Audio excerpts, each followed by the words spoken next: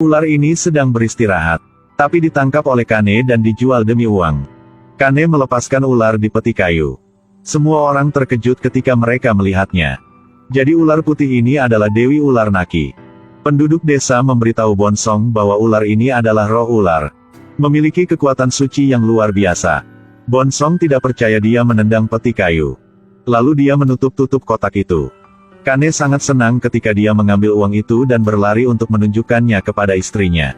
Tiba-tiba langit menjadi gelap dan guntur bergemuruh. Kane meninggalkan istrinya yang sedang hamil untuk kembali memeriksa. Peti kayu penuh ular tiba-tiba meledak. Semua ular merangkak keluar. Bonsong merangkak ke atas batu raksasa. Lihat kawan digigit ular di bawah ini. Dia pikir dia telah melarikan diri. Pada saat dia bangga bahwa dia dengan ceroboh menginjak batu dan jatuh. Kane berlari di tengah jalan tetapi dihentikan oleh segerombolan ular. Kemudian seekor ular melompat ke arahnya dan menggigitnya sampai mati. Di tempat lain, istri yang sedang hamil akan melahirkan. Ular raksasa itu melihat ke arah wanita itu. Tiba-tiba terdengar tangisan bayi. Ular raksasa itu merangkak ke arah wanita itu. 19 tahun kemudian, bayinya telah dewasa. Kumkaeo mengulurkan tangannya dan meletakkannya di sofa. Seekor ular hijau merangkak ke tangannya dan melilit pergelangan tangannya. Itu menegakkan tubuhnya dan menatap Kumkaeo. Ibunya berlari keluar dan memanggil nama anaknya. Kumkaeo buru-buru melepaskan ular itu. Kumkaeo pergi ke sungai untuk mencuci pakaian. 3 wanita yang berdiri di tepi sungai selalu menertawakannya. Ternyata waktu masih muda. Kumkaeo sedang mencuci pakaian di tepi sungai. Kemudian 2 ular muncul. Ketiga gadis kecil itu mengambil batu itu dan ingin membunuh kedua ular ini. Kumkaeo muncul dan mencegah ketiga gadis itu melakukannya. Dia mengatakan bahwa kedua ular ini tidak beracun. Salah satu dari 3 gadis mengatakan bahwa jika dia bisa memahami kata-kata ular, mereka akan membiarkan mereka pergi. Jadi Kumkaeo mengangkat tangannya dan memanggil ular itu untuk datang. 2 ular benar-benar merangkak di telapak tangannya. Sejak saat itu, di mulut mereka, Kumkaeo menjadi monster. Tidak usah khawatir. Aku tidak akan peduli dengan orang-orang ini. Memiliki kalian berdua sebagai temanku, itu sudah cukup bagiku. Di malam hari, seorang pria datang ke rumah Kumkaeo. Dia ingin kenalin ibu Kumkaeo. Tepat pada waktunya dilihat oleh Kumkaeo. Mata Kumkaeo tiba-tiba berubah warna. 2 batang bambu jatuh menimpa tubuh pria itu. Bahkan tidak ada angin sedikit pun sehingga pria yang terkena tiang bambu itu merasa sangat aneh. Kumkaeo pergi ke depan pria itu untuk mengusirnya. Kumkaeo memberitahu ibunya bahwa dia harus memikirkan cara untuk menghadapinya. Kata-kata ini didengar pada waktu yang tepat oleh kedua ular. Pria itu pulang. Seekor ular merangkak di dekat lengannya. Baru saja mau menggigitnya. Kemudian pria itu bangkit dan melarikan diri. Ular kecil merangkak di belakang pria itu. Pada titik ini putri pria itu memperingatkannya. Pria itu berbalik kaget. Menjatuhkan cincin ajaib di lantai dan menakuti ular itu. Tiba-tiba seekor ular kecil muncul. Ratanawade mengambil tongkat dan memukul ular. 1000 tahun kemudian, Ratanawade bereinkarnasi. Dia dan teman-temannya datang ke desa ini dalam perjalanan arkeologi. Penyihir desa memberitahunya bahwa akan ada masalah dalam waktu dekat. Jika tidak ingin mati, tinggalkan desa ini dengan cepat. Semakin Ratanawade berpikir, semakin dia takut. Dia mengambil senter dan pergi sendirian. Dia berlari jauh ke dalam hutan.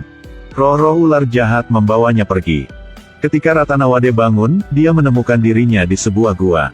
Dia berteriak keras minta tolong. Tiba-tiba monster muncul di dinding. Ini memberitahu Ratanawade bahwa hanya jika Ratanawade mati di tempat ini. Hanya dengan begitu dia bisa bereinkarnasi. Di tempat lain, Kumkaeo sedang beristirahat. Seekor ular berbisa memberitahunya bahwa Ratanawade sedang ditahan oleh roh ular jahat.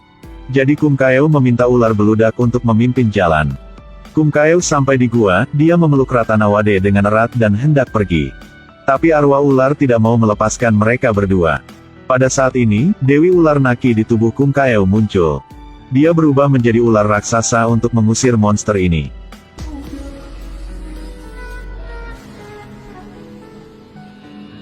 Ratanawade sedang beristirahat di tempat tidur. Tiba-tiba dia bangun dan berlari keluar. Roh ular jahat mengambil kesempatan itu untuk memasuki tubuh Ratanawade. Mata Ratanawade langsung memerah. Ratanawade, saya bukan temanmu. Kemudian roh ular jahat mengendalikan Ratanawade untuk memutar kepalanya. Ratanawade meninggal di tempat. Di tempat lain, Kumkaeu menari untuk memberkati Dewi Ular Naki. Di bawah iluminasi matahari. Tanpa diduga, kulit Kumkaeu berubah menjadi kulit ular. Lumjiak yang berdiri di sampingnya, melihat bahwa dia terkejut dan langsung berteriak bahwa Kumkaeu adalah ular. Jadi Kumkaeu buru-buru kabur. Kepala desa memimpin semua orang untuk mengejarnya. Mereka ingin membunuhnya. Kumkaeu berlari ke kuil Dewi Ular Naki dan memohon pada Dewi untuk membantunya. Lalu dia pingsan. Dewi Ular Naki mengeluarkan sihir untuk mengembalikan kulit Kumkaeu ke keadaan semula. Sementara itu kepala desa memaksa ibu Kumkaeu untuk menyerahkannya. Sekarang Kumkaeu muncul di belakang semua orang. Dia mengulurkan tangannya agar mereka melihatnya. Pada saat yang sama, dia mengatakan bahwa jika ada yang berani mempermalukannya lagi di masa depan, dia tidak akan menghormatinya. Karena ingin menunjukkan Kumkaeu wujud aslinya. Jadi penyihir memilih beberapa tumbuhan yang digunakan untuk mengobati ular. Temukan kepala desa dan beritahu dia rencananya. Jadi kepala desa membawa semua orang ke rumah Kumkaeu. Mengalihkan perhatian ibunya. Dan penyihir itu menanam ramuan itu di bawah kamar Kumkaeu. Di dalam rumah, Kumkaeu mulai merasakan seluruh tubuhnya memanas.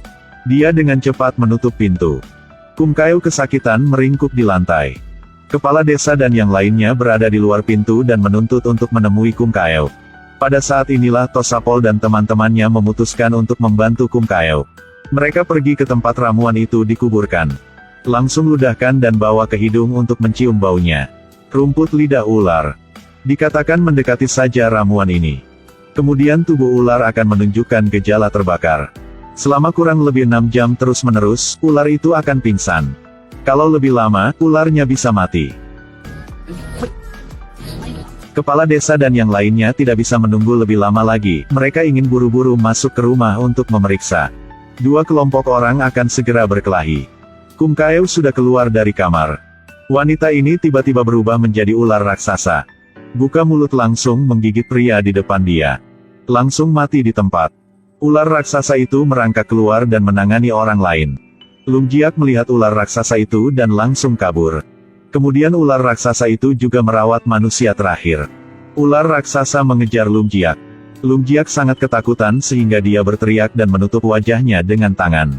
Cincin yang dia kenakan di jarinya tiba-tiba memancarkan cahaya merah yang menakuti ular itu.